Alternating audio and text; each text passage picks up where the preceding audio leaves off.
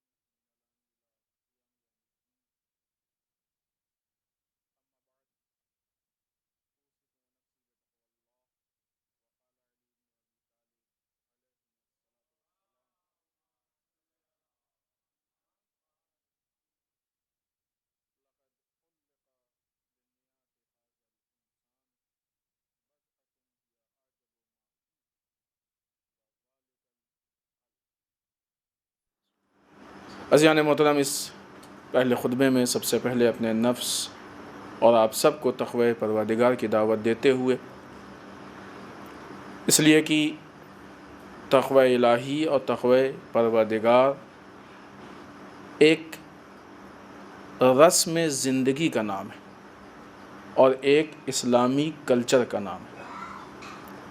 آج ہمارے سامنے ہمارے آباء و اجداد کی رسمیں بہت زیادہ ہیں، لیکن ان رسموں کے لیے کوئی یقین سے نہیں کہہ سکتا کہ یہ ساری رسمیں 100% صحیح۔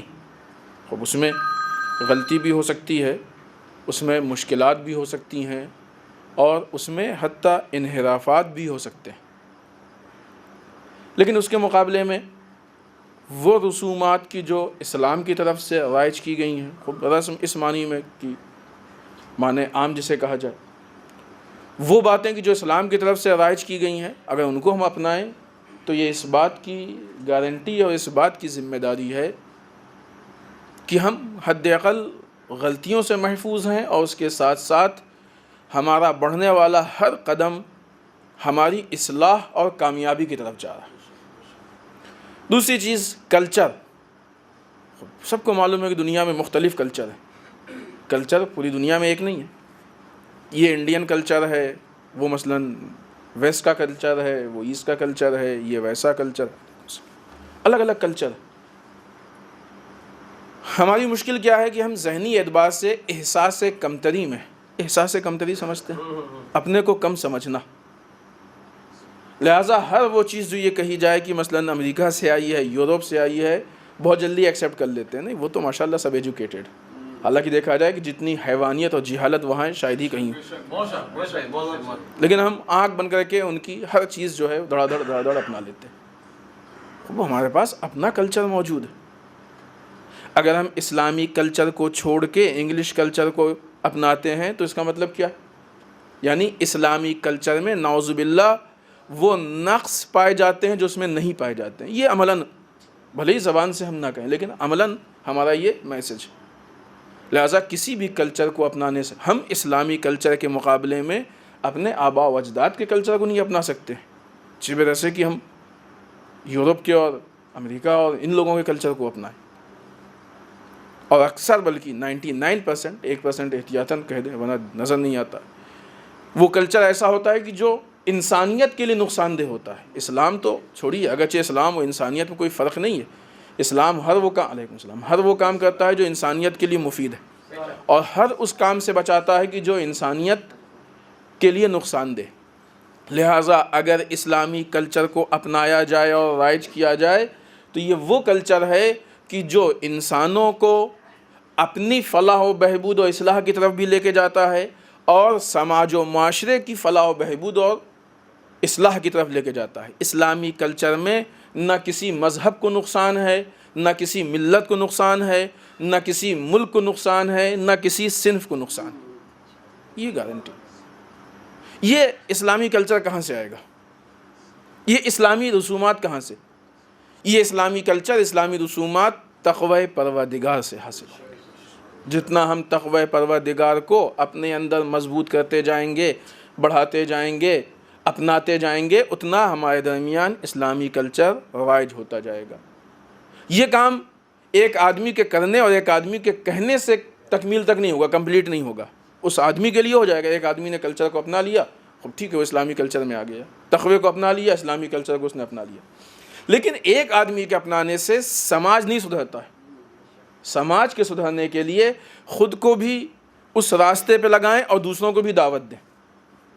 یہ ایک پورا موضوع، اس پہ بات بھی کی اور پھر کبھی کریں گے، اور یہ ہمیشہ بہترین موقع ہے اس بات کے لیے کہ ہماری ذمہ داری صرف اپنی اصلاح نہیں ہے، ہماری ذمہ داری معاشرے اور سماج کی اصلاح ہے۔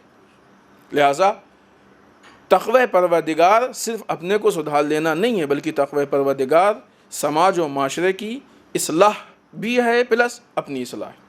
آئیے قرآن مجید سورہ مومنون کی روشنی میں عبرتوں کے سلسلے میں جو گفتگو ہوتی تھی، اس ہفتے اس سلسلہ بیان کو آگے بڑھاتے ہوئے کہ خداوند متعال فرماتا ہے کہ اگر ہم ان پر رحم کریں اور ان کی تکلیف کو دور بھی کر دیں تو بھی یہ اپنی سرکشی سے باز نہیں آئیں گے، بلکہ اس پہ باقی رہیں گے اور گمراہ ہوتے جائیں گے۔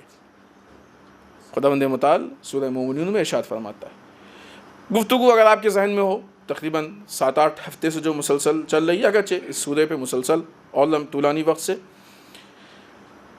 7-8 ہفتے سے، کہ وہ لوگ کی جو حق کے منکر، انہوں نے حق کے انکار کے لیے طرح طرح کے بہانے ڈھونڈے اور ان بہانوں کو پیش کیا۔ قرآن مجید نے ان سارے بہانوں کے جواب دیے کہ یہ بہانے تمہارے کوئی ویلڈ نہیں ہیں، بہانے صحیح نہیں ہیں۔ اسی سلسلے کو آگے بڑھاتے ہوئے کہ یہ جو منکران حق کہ جن کو پیغمبروں نے دعوت دی ہے اور یہ سر پیچی کے لیے طرح طرح کے بہانے ڈھونڈ رہے ہیں، خداوند متعال ان کے لیے اس آیت میں اتمام حجت کر رہا۔ اتمام حجت یعنی دلیلوں کو تمام کر رہا۔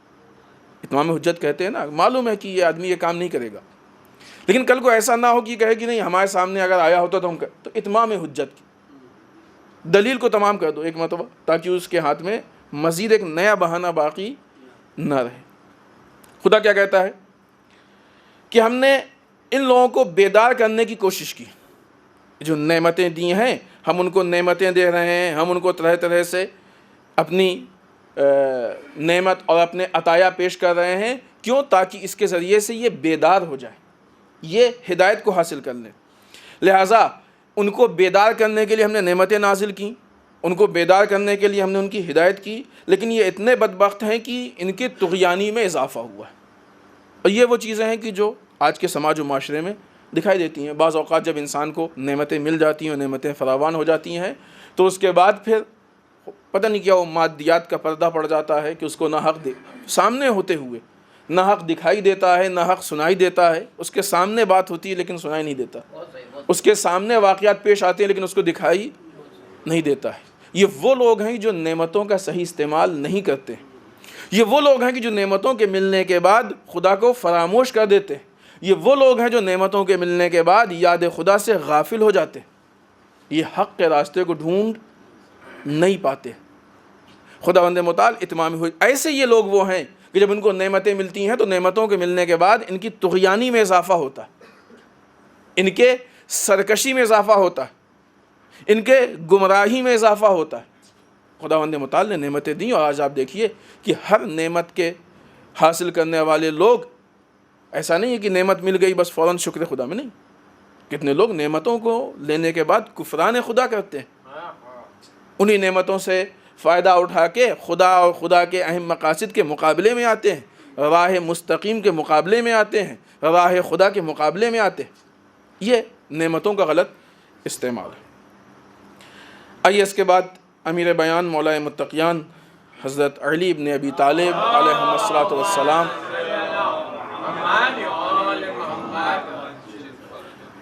کہ کلمات قصار میں سے جس پہ مسلسل گفتگو چل رہی ہے، مولا فرماتے ہیں کہ اس انسان کے وجود میں سب سے زیادہ تعجب خیز وہ گوشت کا ٹکڑا ہے کہ جو ایک رگ سے لٹکا دیا گیا، جس کا نام قلب ہے، دل۔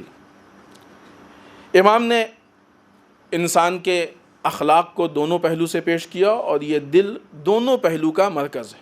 اگر اخلاق میں اچھائیاں پائی جاتی ہیں تو دل اس کا بھی مرکز ہے، اور اگر اخلاق میں برائیاں پائی جاتی ہیں تو دل اس کا بھی مرکز ہے۔ یہ ہمارے اوپر ہے کہ ہم اچھائیوں کو زیادہ راستہ دیتے ہیں یا برائیوں کو۔ جس کو ہم راستہ دیں گے وہ ہمارے دل میں آ کے بس جائے گی، ہمارے قلب میں آ کے بس جائے گی۔ اس حکمت میں مولا نے دونوں سرچشمے بیان کیے ہیں، اور دونوں کا سرچشمہ دل کو بتایا ہے، اور یہ دونوں متضاد چیز ایک دل میں جمع ہو سکتی ہیں، انسان جمع کرتا ہے، بعض جہت سے یہ اور بعض جہت سے وہ۔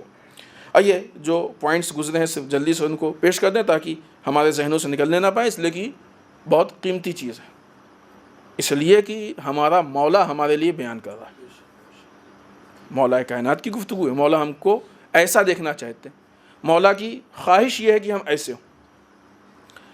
جب اسے امید کی جھلک نظر آتی ہے تو اس کو لالچ ذلیل بنا دیتی ہے، طمع یعنی لالچ ذلیل، اور جب لالچ میں ہیجان پیدا ہوتا ہے، زیادہ ہوتی ہے، تو پھر حرص ہو جاتی ہے، اور حرص اسے برباد کر دیتی ہے۔ جب مایوسی کا قبضہ ہو جاتا ہے تو حسرت مار ڈالتی ہے، اور جب غضب طاری ہوتا ہے تو غم و غصے کی شدت کو اختیار کر لیتا ہے، اور خوشحال ہو جاتا ہے تو حفظ ما تقدم، پہلے سے جو بھی حفاظت کے انتظام کرنے چاہیے اس کو وہ بھول جاتا ہے، اور جب خوف طاری ہو جاتا ہے تو احتیاط دوسری چیزوں سے غافل کر دیتی ہے۔ اس سے پہلے یہاں تک ہماری گفتگو ہو چکی ہے۔ آج ہماری گفتگو اس پوائنٹ پہ ہونی ہے کہ جب حالات میں وسعت پیدا ہوتی ہے تو غفلت قبضہ کر لیتی ہے۔ حالات میں وسعت، حالات انسان کے بعض اوقات تنگ ہوتے ہیں، بعض اوقات وسیع ہوتے ہیں۔ تنگ کسے کہتے ہیں؟ یعنی وہ حالات کی جس میں انسان کے پاس بہت زیادہ اختیار نہ ہو، تنگ ہیں حالات، مختلف اعتبار سے، کبھی مادی اعتبار سے، کبھی اختیار کے اعتبار سے۔ حالات میں وسعت کا مطلب کیا؟ حالات وسیع ہیں، یعنی اس کے اختیارات وسیع ہو گئے، وہ کچھ کر سکتا ہے۔ جب یہ اختیارات وسیع ہوتے ہیں تو بہرحال یہ خدا کی نعمت ہے۔ اس خدا کی نعمت کے نتیجے میں اس کی ذمہ داری کیا ہے؟ اس کی ذمہ داری ہے کہ نعمت کا استعمال کرے، راہ خدا پہ آگے بڑھے، لوگوں کے سامنے راہ خدا کو پیش کرے، لوگوں کو دعوت دے۔ لیکن نہیں، ہمیشہ ایسا نہیں ہوتا ہے۔ بعض اوقات جب انسان کو حالات میں وسعت ملتی ہے تو غفلت میں مبتلا ہو جاتا ہے، انسان غافل ہو جاتا ہے۔ غافل کسے کہتے ہیں؟ ایک انسان ہے کہ جو جسم کے اعتبار سے سوتا ہے، یہ غافل ہے۔ اب ایسے سوتے کے حالات میں کوئی آ کے اس پہ حملہ کرے تو یہ اس حملے سے غافل ہے، بے خبر۔ کوئی حملہ بھی کر سکتا ہے، کوئی کچھ بھی کر سکتا ہے۔ اسی طریقے سے بعض اوقات انسان جاگتے جاگتے سوتا ہے۔ وہ کیسے سوتا ہے؟ اس کا ضمیر سوتا ہے، وہ غافل ہو جاتا ہے، دشمن کے خطرات سے غافل ہو جاتا ہے، دشمن کی سازشوں سے غافل ہو جاتا ہے، دشمن کی حرکتوں سے غافل ہو جاتا ہے۔ ایسے ہوتا ہے، تعجب نہ کیجئے کیسے ہوتا ہے۔ غافل لوگ تھے کہ جنہوں نے امام علی کو چھوڑ کے دوسروں کو اپنایا تھا، تھے کہ نہیں غافل؟ امام علی کو نعوذ باللہ بے نمازی کہنے والے غافل نہیں تھے۔ امام علی سامنے موجود ہیں اور ایسے حالات میں ان کو ایسا لگتا ہے کہ مثلا نعوذ باللہ امام علی غافل ہے۔ امام حسین کے مقابلے میں میدان جنگ میں آنے والے غافل لوگ ہیں، حقیقت سے دور ہیں۔ اب تک غافل ہی نہیں ہے، ہر طرح کے لوگ ہیں، لیکن یہ بھی ایک اس میں گروہ پایا جاتا ہے۔ اسی طریقے سے آج بھی بہت سے ایسے حالات ہیں کہ ان حالات میں امت کو غافل کیا گیا ہے۔ امت غافل ہے، حق کو ہوتے ہوئے نہیں پہچان رہی ہے۔ غفلت کیا کام کرتی ہے؟ حق کے سامنے سے پردہ ایسا ڈال دیتی ہے کہ انسان حق کو نہ پہچان پائے، اور باطل کو ایسا پیش کرتی ہے کہ انسان اپنے آپ کو باطل کے حوالے کر دے۔ انسان اپنے بعض اوقات ایسے افراد ہوتے ہیں جو مراجع کی بات کو نہیں مانتے، اسلام کی وہ ضروریات کی جن کی دلیلیں موجود ہیں، سارے مراجع اس کو قبول کر نہیں مانتے، جان بوجھ کے بھی ہے اور دوسرے بھی عوامل ہیں، لیکن اس میں غافل لوگ بھی، غفلت کا کام کیا ہے؟ ظاہر اتنا اچھا ہو کہ آپ باطن کو نہ پہچان پائیں۔ جو لوگ غافل کرتے ہیں، غافل ایسے کیا جاتا ہے، ظاہر کو اتنا اچھا بنا دیں کہ آپ باطن کو نہ پہچان پائیں، پھر اس ظاہری اچھائی کی بنیاد پہ بڑے بڑوں کو چیلنج کیا جاتا ہے، جیسے آج ہو رہا ہے۔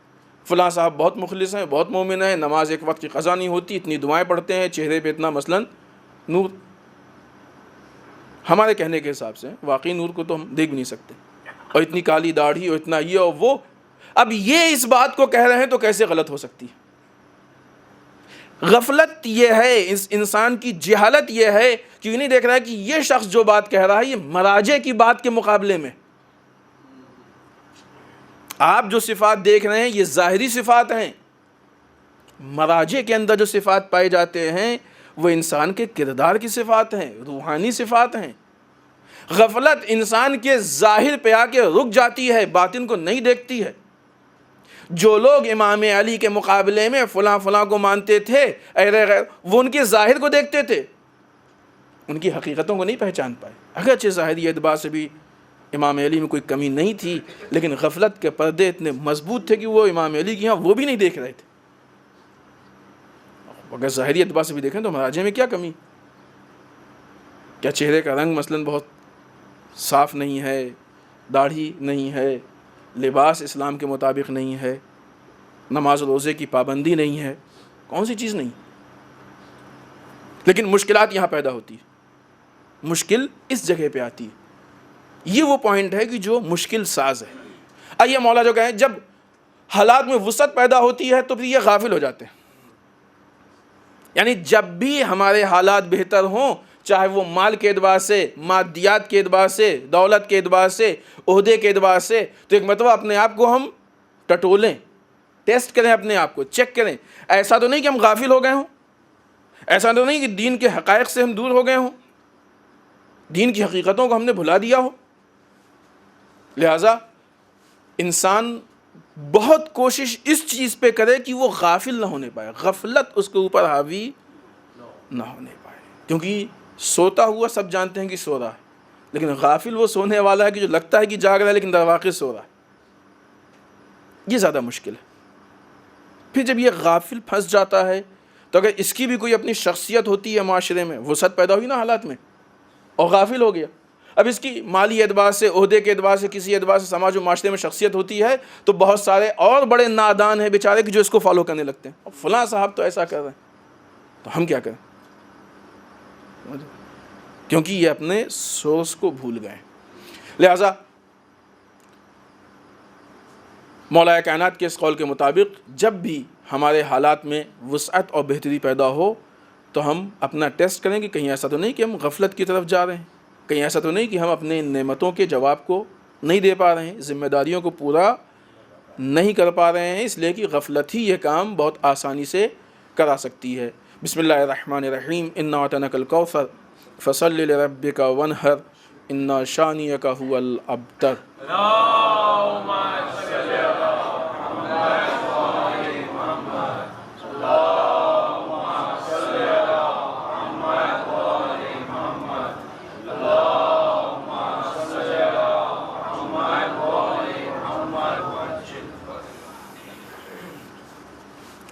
رب اعوذ بک من همزات الشیاطین واعوذ بک رب ان یحضرون۔ بسم اللہ الرحمن الرحیم، الحمد للہ الذی لا یبلغ مدحتہ القائلون ولا یحصی نعماءہ العادون ولا یودی حقہ المجتہدون۔ اللہم صل وسلم علی صاحب الدعوۃ النبویہ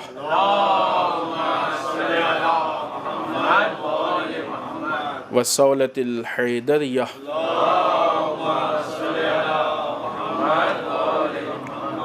والعصمت فاطمیہ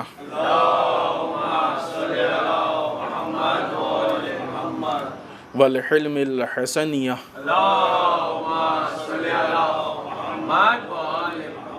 والشجاعت الحسینیہ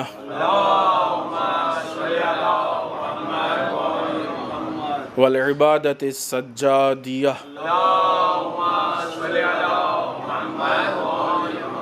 والآثار الباقریہ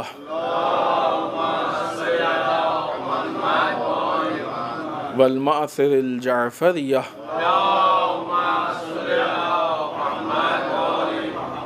والعلوم الکاظمیہ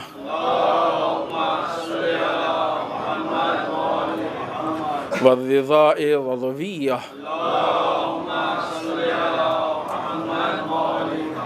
والجود التقویہ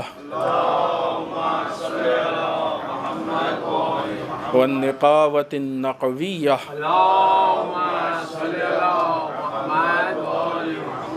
والہیبۃ العسکریہ والغیبۃ الہیہ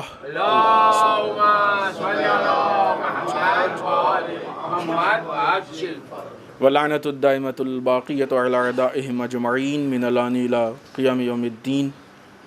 اما بعد، اس دوسرے خطبے میں ایک بار پھر اپنے نفس اور آپ سب کو تقوی پروردگار کی تاکید کرتے ہوئے اس ہفتے کی مناسبات میں سب سے اہم اور پہلی مناسبت جو آج کے دن کی ہے،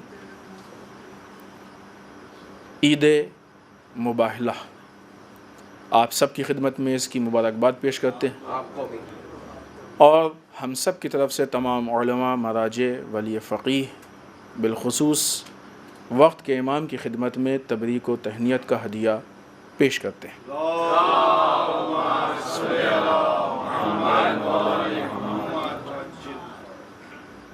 آج کے دن ایک تو جمعہ ہے، اور جمعے کے لیے روایات میں ہے کہ ہفتے کی عید،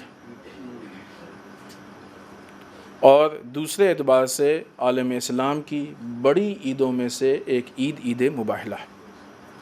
وہ دن ہے کہ جس میں ایک دن کے حساب سے عید ہے اور ایک تاریخ کے حساب سے عید ہے۔ ان دو عیدوں کے جمع ہو جانے سے ہمارے اندر کچھ تبدیلی آنی چاہیے، خوش ہو لیں، ایک کی جگہ 2 روٹی کھائیں، ایک سالن کی جگہ 2 طرح کے سالن بنے، 2 ڈش بنے، کیونکہ عام طور سے دیکھا یہ گیا ہے کہ ہمارے خوشی اور غمی کا اثر ہمارے دسترخوان پہ ہوتا ہے۔ آیا یہ ہے عید سیوئیں اور شیر خورما کھانے کا نام ہے، گوشت کھانے کا نام ہے، اچھا کھانے کا نام ہے، میٹھا کھانے کا نام ہے۔ امام علی فرماتے ہیں کہ ہر وہ دن جس دن انسان گناہ نہ کرے وہ عید ہے۔ یعنی عید ذمہ داری اور احساس ذمہ داری میں اضافہ۔ آج 2 طرح سے احساس ذمہ داری ہونا چاہیے، 2 طریقے سے ہماری ذمہ داریوں میں اضافہ ہونا چاہیے، اور یہ ہر عید کے الگ الگ اینگل ہیں۔ ایک جمعے کی ہفتے کی عید، جس کا الگ اپنا پورا روایات میں پس منظر موجود ہے، کیا ہے، کیوں ہے، کیسے ہے، اس میں کیا ہونا چاہیے، خطبے کیا ہیں، نماز کیا ہے، ساری چیزیں۔ اور بہترین کام جمعے کے دن استغفار ہے، اور خداوند متعال جمعے کے دن استغفار کو نسبتاً زیادہ آسانی سے قبول کرتا ہے۔ ظاہر سی بات ہے، استغفار الفاظ کا نام نہیں ہے، ایک پوری انسان کی ایکٹیویٹی ہے کہ جس کا تعلق ذہن و دل و دماغ و اس کے فیصلے ہر چیز سے۔ استغفار یعنی انسان یہ طے کر لے کہ ہم گناہ نہیں کریں گے، تو ورنہ بے معنی استغفار صرف الفاظ۔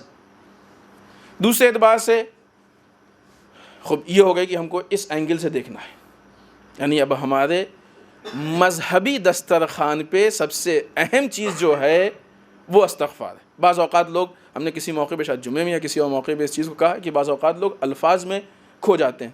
ایک لفظ استعمال ہوتا ہے کہ مثلا اسلام کا دسترخوان، یہ فارسی اور عربی میں، فارسی میں عام طور سے اسلام کا سفرہ اور تقوی کا سفرہ اور ائمہ کا سفرہ، تو اب وہ لفظ سفرہ سے اور لفظ دسترخوان سے ہم محدود ہو گئے کھانے کے دسترخوان نہیں۔ وہ دسترخوان یعنی سفرہ جو استعمال ہوتا ہے وہ ان نعمتوں کی وہ جگہ کی جہاں پہ نعمتیں رکھی جائیں۔ اسلام کے دسترخوان پہ سالن اور چاول کی جگہ نہیں ہے، اسلام کے دسترخوان پہ تقوی، زہد، اطاعت، ان چیزوں کی جگہ ہے۔ لہٰذا ہمارے یہاں جب دسترخوان ہوتا ہے تو اس میں کباب، پراٹھا، فلاں، آپ کے منہ میں پانی نہ آنے پائے۔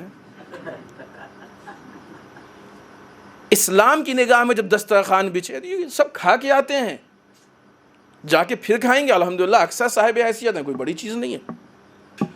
یہاں وہ چیز ان کے لیے ارینج کی جائے جو اپنے گھر میں ان کو نہیں مل سکتی ہے، ورنہ وہی کام جو گھر میں کر سکتے ہیں یہاں بلا کے وہی کام کروائیں، ان کا بھی ٹائم ویسٹ، ہمارا بھی ٹائم ویسٹ، کیا فائدہ اس کا؟ جب اسلام کا دسترخوان بچھے تو اس پہ وہ نعمتیں ہوں کہ جو اہل بیت کے دسترخوان پہ بعض اوقات روٹیاں نہیں ہوتی تھیں، لیکن کردار ہوتا تھا، کردار ہوتا تھا۔ ایک اینگل یہ۔ دوسرا اینگل جو دسترخوان کا ہے یا عید کا ہے، عید مباہلہ کس چیز کی عید ہے؟ مباہلہ جھوٹوں پہ لعنت بھیجنے کی عید، مسلمان اور عیسائی ایک جگہ پہ جمع ہوئے کہ جھوٹوں پہ لعنت بھیجی جائے گی۔ عیسائیوں نے جب مسلمانوں کو دیکھا تو پہلے کہہ دیا یہ وہ شخصیات ہیں کہ اگر یہ کہہ دیں تو پہاڑ اپنی جگہ چھوڑ دے۔ اس کا مطلب کہ عیسائیت اسلام کو پہلے سے پہچانتی تھی کہ اسلام حق پہ ہے، ان کی یہاں کردار ہے۔ عزیزان محترم، اس عید کا اہم ترین میسج یہ ہے کہ مسلمان کا کردار اتنا مضبوط ہو کہ دوسرے مذہب والے بھی مسلمانوں کے کردار کا کلمہ پڑھیں۔ میدان مباہلہ، جنگ کا میدان، جہاں اپنی اور دوسری ساری قوموں کے سامنے عزت اور بے عزتی کی بات ہے، ایسے حالات میں عیسائیوں نے مسلمانوں کے کردار کا کلمہ پڑھ کے بتا دیا کہ اتنا مضبوط کردار ہے کہ ان کے مقابلے میں ہم ایک لفظ بول نہیں سکتے ہیں۔ اب ہم مباہلے میں کیا کریں؟ خالی یہ کہہ کے خوش ہو لیں؟ اتنے میں ہماری ذمہ داری ختم؟ مباہلے کی عید ہے، اچھی ڈش بنا لیں، دسترخوان کا کلر چینج ہو جائے، ذمہ داری ادا ہو؟ نہیں۔ اس اینگل سے، مختلف اینگل ہیں، مختلف میسج ہیں، ہم نے بیان کیے اور اس سے پہلے ہوئے، انشاءاللہ بعد میں بھی ہوں گے۔ اس اینگل سے دیکھیں تو یہ کردار سازی کی عید ہے کہ کل کو جب باطل سے مقابلہ ہو تو ہماری زبان میں اتنی طاقت ہو کہ ہم اس کو بد دعا دے سکیں۔ جب باطل سے مقابلہ ہو تو ہماری زبان اتنی پاک و پاکیزہ ہو کہ ہم جھوٹوں پہ لعنت بھیج سکیں۔ ایک جملہ، صرف ایک بات، اپنے بزرگ یقیناً اس پہ عمل کرتے ہیں، ہم ان کی شان میں جسارت نہیں کریں گے، اپنے جوان اور نوجوان بھائیوں سے کہیں گے کہ اس مباہلے کی عیدی کے شکل میں آج سے ہم یہ طے کر لیں کہ اپنی زندگی کے کسی حالات میں جھوٹ نہیں بولیں گے۔ کتنی روایتیں ہیں جھوٹ کے بارے میں، جھوٹ میں یہ خرابی ہے، جھوٹ میں سارے برائیوں کو ایک جگہ بند کر دیا گیا ہے، اس میں تالا لگا دیا گیا، اس چابی کا نام جھوٹ۔ بہت ساری چیزیں ہیں جھوٹوں کے لیے یا جھوٹ بولنے کے لیے۔ طے کر لیں آج، ہاں مشکل ہوگی، شروع میں ہوگی، لیکن ہمیشہ مشکل نہیں ہوگی، شروع میں مشکل ہوگی، لیکن یقین مانیں کہ آپ کی یہ حق گوئی اور سچ گوئی یہی کچھ دن بعد جا کے آپ کو اتنا مضبوط بنا دے گی کہ لوگ آپ سے درس بھی لیں گے، آپ سے کردار بھی لیں گے، اور حق اور باطل کے معاملات میں آپ سے ڈریں گے بھی۔ دیکھ لیں کر کے، بڑے بڑے ڈریں گے۔ جو آج اپنے آپ کو آپ سے بڑا سمجھتے ہیں، کل خود کو چھوٹا سمجھیں گے اور آپ کو بڑا سمجھیں گے، اس لیے کہ آپ کے ہاں ایک اہل بیت کی طرف سے آئی ہوئی صفت موجود ہے، ایک پازیٹیو صفت موجود ہے، یہ آپ کو بڑا کر رہی ہے۔ اور جس انسان کو اسلام کی ایک صفت اتنا مضبوط کر دے، اگر سارے صفات اختیار کر لے کتنا مضبوط ہو جائے گا۔ یہی تو وجہ ہے کہ اہل بیت اطہار علیہ الصلوۃ والسلام سے لوگ لشکر کے باوجود ڈرتے تھے، مال کے باوجود ڈرتے تھے، حکومتوں کے باوجود ڈرتے تھے۔ لہذا ہم کوشش یہ کریں کہ اپنے ان معاملات کو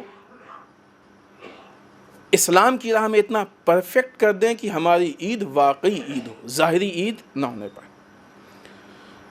اگلا پوائنٹ جو ہم آج پیش کرنا چاہتے ہیں، ابھی پچھلے ہفتے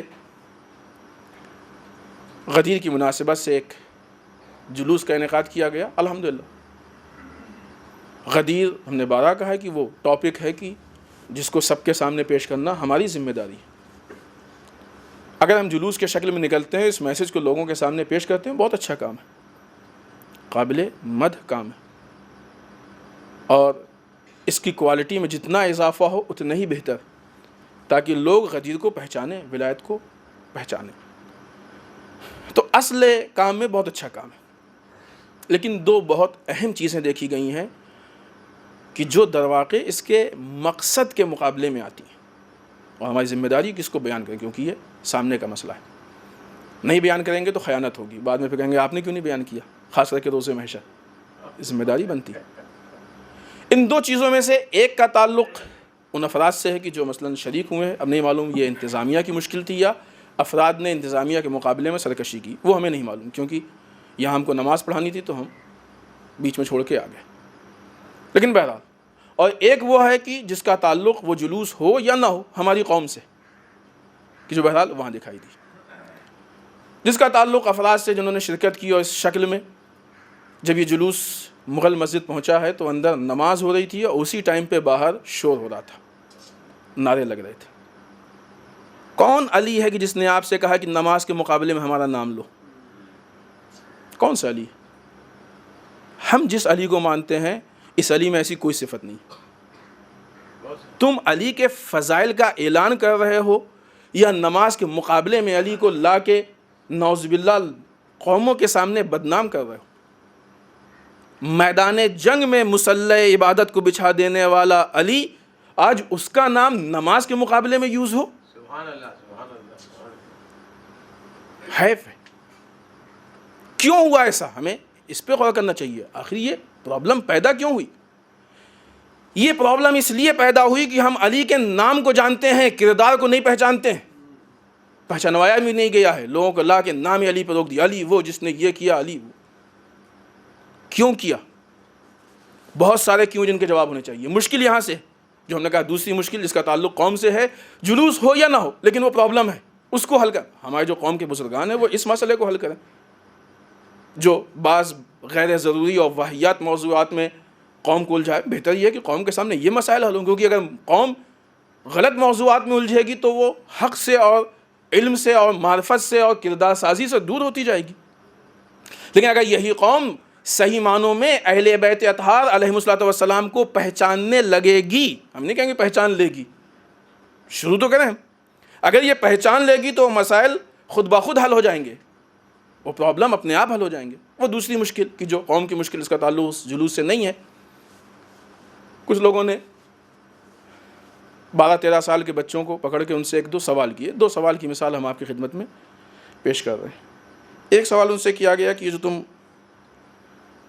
جلوس کس کے لیے؟ کہا امام علی کے لیے, اور بھی اس میں کچھ چیزیں تھیں. بہرحال تو پوچھا گیا کہ یہ علی کون ہے؟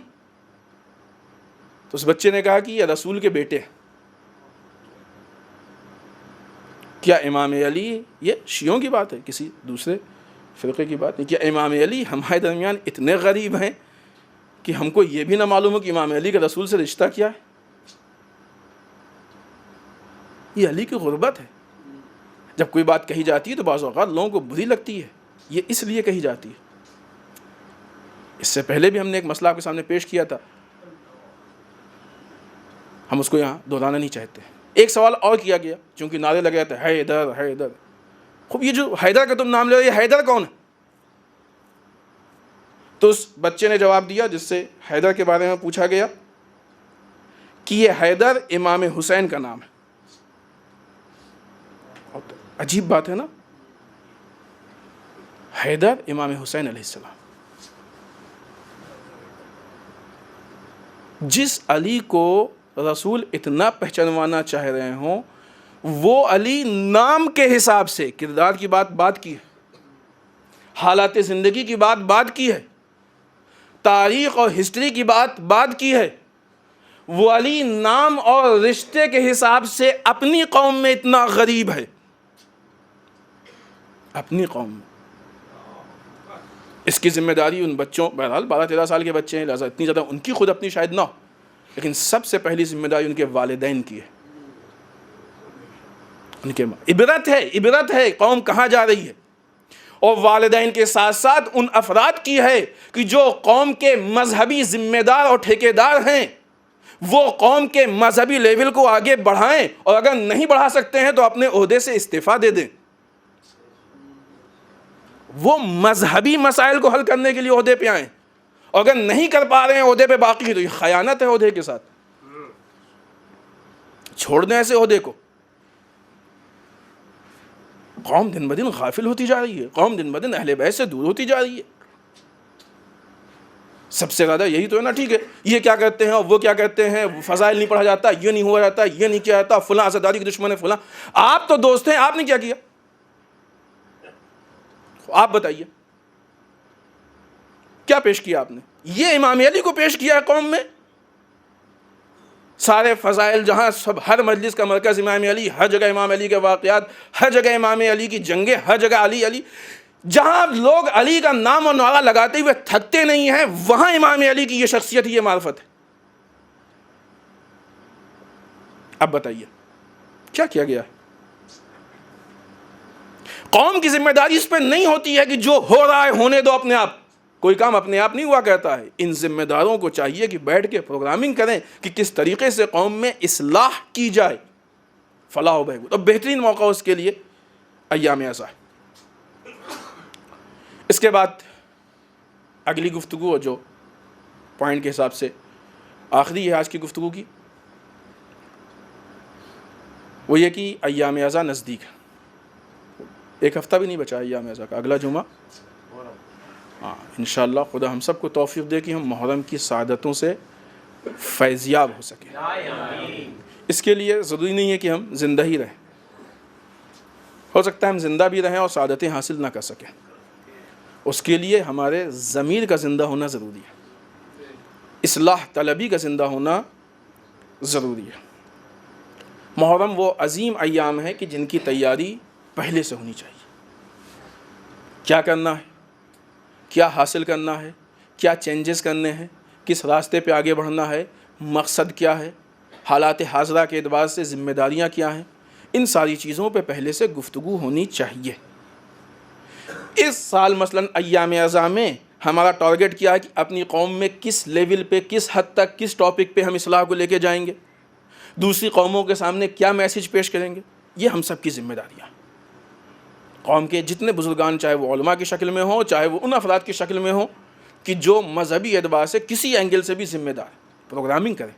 بغیر کوئی بھی اہم کام دنیا میں ایسا نہیں ہے کہ جو بغیر پروگرامنگ کے ہوتا ہو. ہمارے یہاں کتنی پروگرامنگ ہوتی ہے، ہم کتنی پروگرامنگ کرتے ہیں. لہٰذا پہلے سے ہم تیار. اگر عزاداری سے واقعی فائدہ اٹھانا ہے تو سب سے پہلا کام یہ کرنا ہوگا کہ عزاداری کو ہر طرح کے اختلافات سے الگ کرنا ہوگا. یہ سب سے پہلی ہماری جنگ ہے جو کربلا کی روشنی میں مسلمان کی دشمنان اسلام سے سب سے پہلا کام کی عزاداری کو ہر طرح کے اختلاف سے ہم کو الگ کرنا ہوگا. اس لیے کہ جب تک عزاداری اختلافات کا شکار رہے گی اس وقت تک عزاداری کا فائدہ نہیں اٹھا سکتے. بعض اوقات تو ہم نے بھی دیکھا کہ خود عزاداری میدان جنگ بن گئی ہے. مجلس کے مقابلے میں مجلس، علم کے مقابلے میں علم، جلوس کے مقابلے میں جلوس.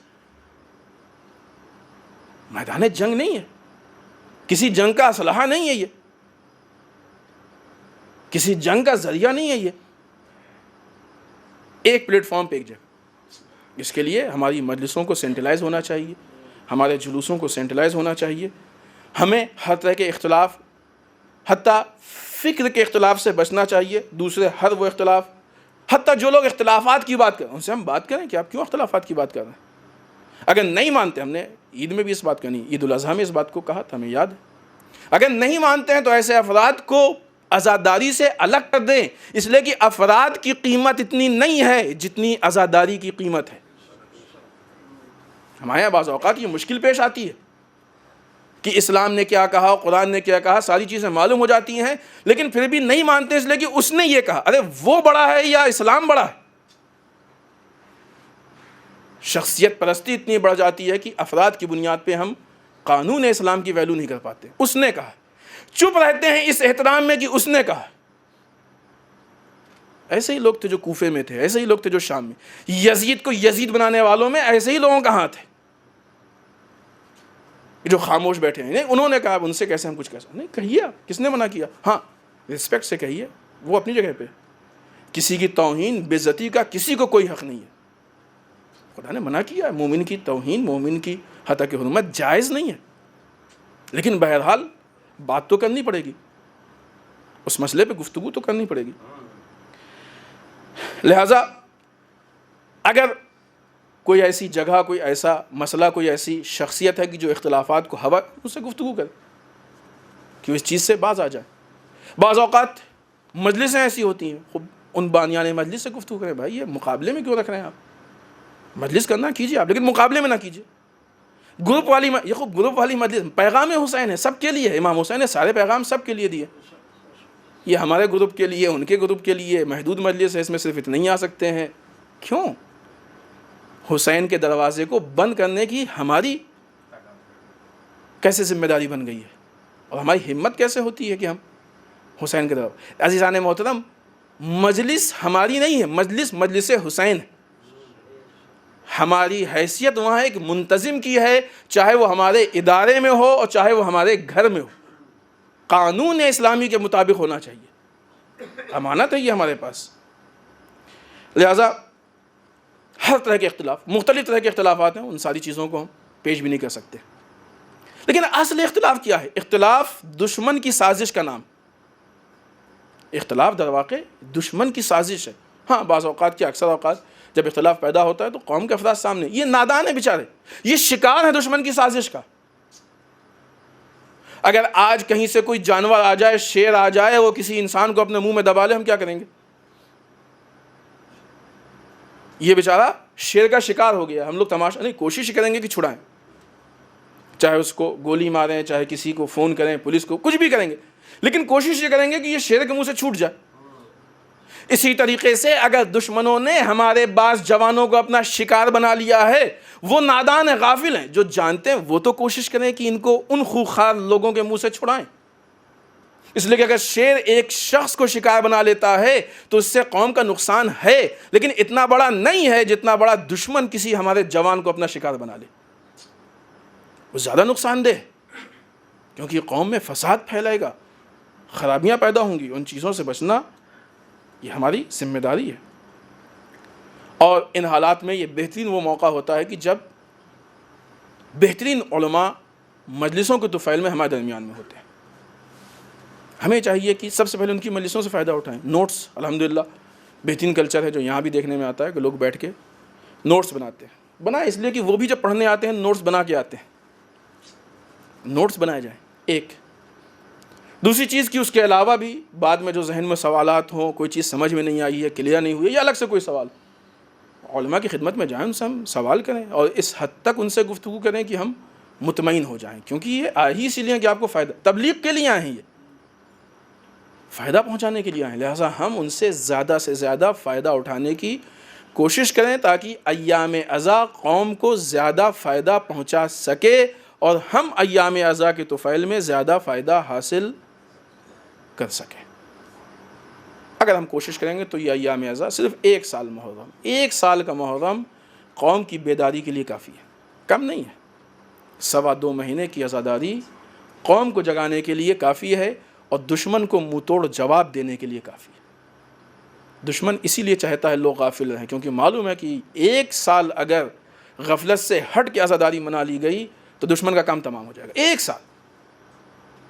ایک سال صرف دشمن کا کام ختم. اسی لیے دشمن معلوم ہے اس کوئی پاورفل چیز ہے، اسی لیے دشمن چاہتا ہے کہ عزاداری اور عزادار غفلت کا شکار رہیں تاکہ دشمن محفوظ رہے.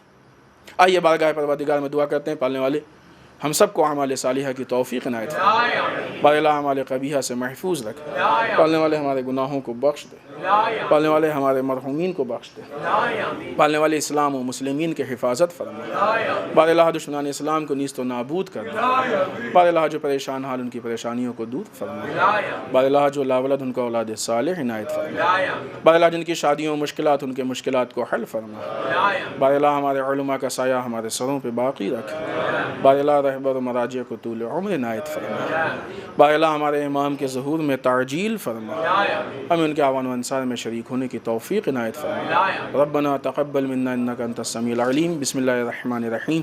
قل هو الله احد الله الصمد لم يلد ولم يولد ولم يكن له كفوا احد.